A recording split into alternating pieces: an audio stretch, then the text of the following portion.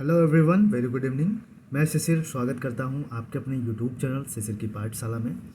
तो जैसा कि मैंने एक शॉर्ट वीडियो के माध्यम से आपको पहले ही बता दिया था कि बीपीएससी टीआरई 3.0 की जो परीक्षा है वो 100% रद्द होगी। आप 3 से 4 दिन पहले जाके देख सकते हैं, उसका मैंने शॉर्ट्स वीडियो ऑलरेडी अपलोड कर दिया है। अब इतना कॉन्फिडेंस क्यों कहा, मैंने इतना कॉन्फिडेंटली क्यों कहा, उसके पीछे रीज़न था। क्योंकि जो ठोस सबूत जो मिले थे, जो सबूत वगैरह मिले थे, जो वहाँ पे स्टूडेंट पकड़े गए थे और साइबर क्राइम ने पकड़ा था, बाकायदा होटल में लोगों को रोका गया था, तो ये सारी चीज़ें जो कनेक्शन थी एकदम मतलब ऑथेंटिक चीज़ें थी। तो इसलिए मुझे पूरा कॉन्फिडेंस था, क्योंकि मैंने प्रॉपर तरीके से चीज़ों को रिसर्च भी किया था और देखा भी। तो मुझे लगा कि अगर सत्य की बात करें तो ये पेपर सच में कैंसिल होना चाहिए। और सच में आज नोटिफिकेशन आप लोगों ने देखा होगा कि जो पेपर है बीपीएससी टीआरई 3.0 का वो कैंसिल हो चुका है। और दोनों पालियों का क्यों हुआ, आप लोगों ने जो न्यूज़ सुना होगा वो तो बस केवल पहले ही पाली का पेपर हुआ था लीक। तो क्यों दूसरे सेकंड पाली का जो पेपर है वो लीक कर दिया वो भी कैंसिल कर दिया गया। आपके दिमाग में ये भी सवाल आ रहा होगा। तो मैं आपको बता दूं, अगर सेकंड पाली का पेपर 14 तारीख 15 को पेपर है और 2-4 दिन पहले ही अगर पेपर लीक हो जा रहा है, तो क्या पॉसिबिलिटीज़ बनती है कि फर्स्ट शिफ्ट का पेपर नहीं लीक हुआ था। तो मेन रीज़न इसका यही था कि भाई पेन ड्राइव में, जहाँ पे प्रिंटिंग प्रेस में जहाँ पेपर छपता है, वहीं से पेपर को पेन ड्राइव में ले लिया गया था और वहीं से सारे स्टूडेंट्स को पेपर आंसर्स वगैरह दिए जा रहे थे। और मोस्ट ऑफ द स्टूडेंट्स को पेपर दिए जा रहे थे। अगर बात करें अदर स्टेट की, जितनी वैकेंसीज नहीं थी अदर स्टेट वालों के लिए, उतने तो स्टूडेंट पकड़े गए थे और उसमें 50-50 रेशियो मेल फीमेल का था, जो कि पेपर की जिनके पास आंसर्स था। तो ये सारी चीज़ें थी। बाकी अगर बात करें तो एक तरह से सही भी नहीं है और सही भी है पेपर कैंसिल करना। अब सही क्यों है इस पे बात कर लेते हैं। क्योंकि सही इसलिए है, कहीं ना कहीं ऐसे छात्र के साथ अन्याय होता जो दिन रात मेहनत करके उस पेपर को देता है और वो फिर भी कैटेगरी या मेरिट लिस्ट से बाहर हो जाता है। क्योंकि जिनको आंसर्स मिल गया था वो अच्छे मार्क्स पाकर वो मेरिट को क्वालिफाई कर जाते, बल्कि जिस स्टूडेंट ने मेहनत की थी अपनी ईमानदारी के साथ वो कहीं ना कहीं आउट हो जाता। तो इस सेंस में तो सही है, लेकिन इस सेंस में गलत है कि जो अदर स्टेट के स्टूडेंट्स थे वो कहीं ना कहीं बाहरी कई कई कितने दूर से, हरियाणा से, राजस्थान से, यूपी से बहुत सारे स्टूडेंट गए थे एग्ज़ाम को देने। तो उनके लिए कतई ना कतई सही था, क्योंकि ट्रेन में इतना दूर सफ़र करके जाना और खड़े खड़े, कई स्टूडेंट खड़े खड़े गए हैं ट्रेन में। वही बात करूं तो स्टेशन पे सोना और घर वालों से ऐसी एक बेरोज़गारी वाली स्थिति में घर वालों से फिर पैसे मांगना, कहीं ना कहीं अपने आप में एक क्वेश्चन मार्क खड़ा होता है उनके लिए। क्योंकि समाज और सोसाइटी, जो दुनिया है, ये यही समझती है कि इनका पेपर नहीं निकल रहा है, लेकिन सच्चाई तो ये है कि इनको सच्चाई से रूबरू ही नहीं है लोग। कि पेपर की जो कंडीशन है, पेपर दे के आ रहा है, अच्छा पेपर हुआ है, बाहर निकल रहा है, सुनाई में दे रहा है कि पेपर ही कैंसिल हो गया है।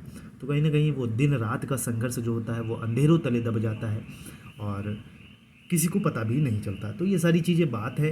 अब आपके दिमाग में होगा कि पेपर कब होगा इसका, तो उसमें देखिए जो नोटिफिकेशन है उसमें लिखा हुआ है प्रॉपरली, जो आज जारी हुआ है, कि जल्द ही आपका नोटिफिकेशन, जो एग्ज़ाम डेट की घोषणा है वो की जाएगी। अब इसका मतलब यह है कि देखिए, दो पॉसिबिलिटीज़ बनती है। अगर अप्रैल में आपके एग्ज़ाम होने हैं तो होंगे 100%, और जहाँ तक पूरी पॉसिबिलिटीज़ है कि आपका एग्ज़ाम अप्रैल में ही होगा।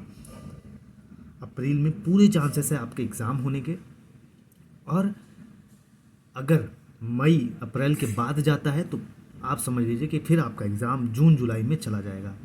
तो पॉसिबिलिटीज़ पूरी बनती है कि बिहार, क्योंकि इन्होंने जैसे ही 2 टीआरई 1 टीआरई 2 की वैकेंसीज क्लियर की हैं जिस हिसाब से, जिस स्पीड से, तो इसलिए इस चीज़ को देख के ये लगता है कि ये 1 महीना इनके लिए बहुत इनफ टाइम होता है। ये फिर से एग्ज़ाम डेट निकाल के और फिर से एग्ज़ाम ले सकते हैं।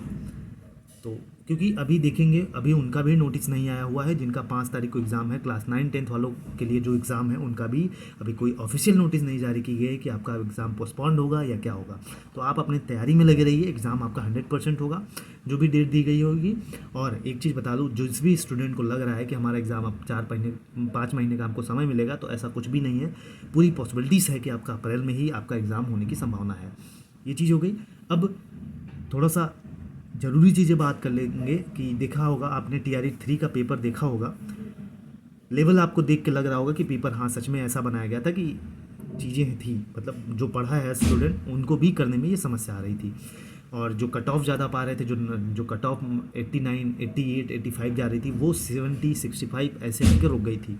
तो इसीलिए मैं कह रहा हूँ पूरा पेपर जो बना था पूरे NCERT बेस्ड बनी थी।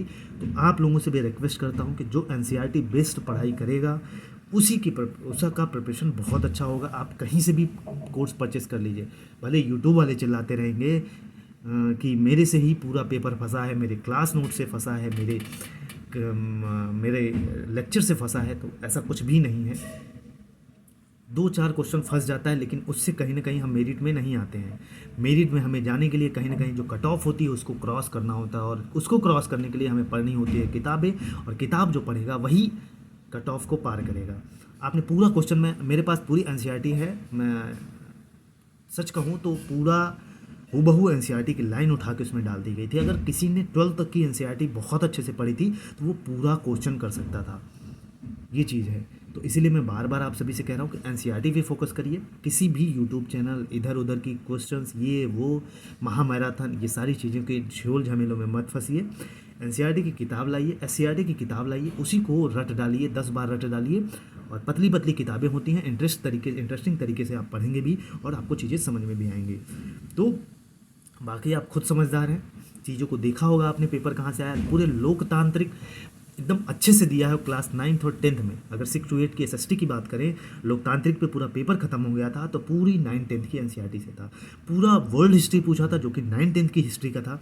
पूरा रूस क्रांति, ये सारी क्वेश्चंस कहाँ थे NCERT 9-10 में दिए थे और 8th में, ठीक है। तो ये चीज़ें हैं, तो आप दोनों चीज़ों को इक्वली लेके चलिए, बाकी पढ़ते रहिए। और एक चीज़ मैं बार बार कहूँगा, NCERT पे ही फोकस करिए, वही आपको दिलाएगी सिलेक्शन। तो तैयारी में लगे रहिए, अपनी पढ़ाई को 2-4 दिन रेस्ट लेना है, रेस्ट लेके जो जिस स्पीड से आप प्रिपरेशन कर रहे थे उसी स्पीड से अपने प्रिपरेशन को आगे बढ़ाइए। और जल्द ही आपको एग्ज़ाम डेट देखने को मिलेगा। मैं फिर कह रहा हूँ, पूरी पॉसिबिलिटीज़ है कि आपका अप्रैल में ही आपको एग्ज़ाम देखने को मिलेंगे। तो इसीलिए इधर उधर सोचिए मत, इधर उधर जो भी चीज़ें हैं, अपने जो भी नोट्स बनाया था, जो भी चीज़ें हैं, चीज़ों को NCERT को फॉलो करते हुए, प्रीवियस ईयर के पेपर्स को एनालिसिस करते हुए आप आगे बढ़िए और आप अच्छे मार्क्स पा सकते हैं।